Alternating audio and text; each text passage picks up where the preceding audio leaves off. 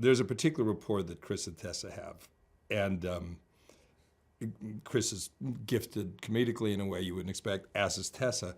But oddly enough, even the size discrepancy. I mean, it's a little bit, if you're walking in the park and you see, the big Great Dane who seems to be, own the sidewalk, and then the small terrier comes and the Great Dane is totally cowed by it. Well, in a funny way, I actually think their discrepancy in size works for us. Yeah. There's just look, we can certainly, along with, obviously, Matt and Art are fantastic screenwriters, you have to build attention into the relationship, okay? It has to be on the page, but that is no guarantee. It only works if there are actors who can take that intention and actually run with it. And I actually think in the case of Chris and Tessa, which is often the case with the great actors you have a chance to work with, it starts here and the actors take it to a place that you can never imagine. Even on the page, when we've read the very first draft, our writers kind of aced Pawnee. We even thought, he could steal the show here. He's pretty great. But then Kumail, he was our first choice we were lucky enough to get because we love his work and have followed him as a comic actor even before he was in movies for years since he started. But he brought so much to it.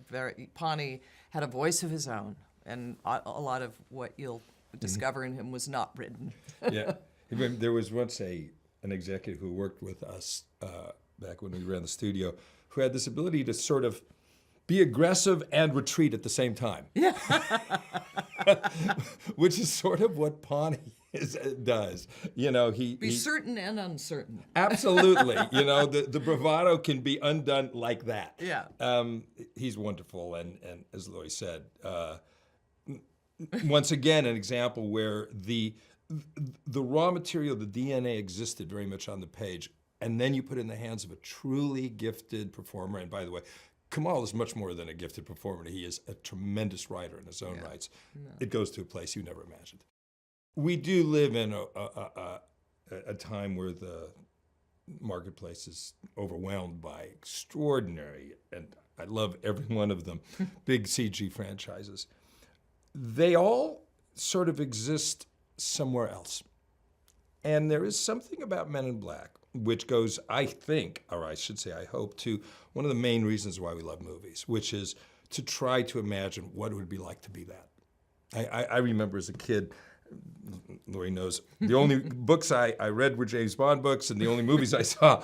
But after the movie, I remember imagining what it would be like to have my Walter PPK and what it would be like to be the coolest guy in the room. In a funny way, Men in Black gives the audience an opportunity to access this miraculous world through the make-believe an actual human being could imagine. And I think that is part of what hopefully explains why it still seems to be relevant now, 21 years later.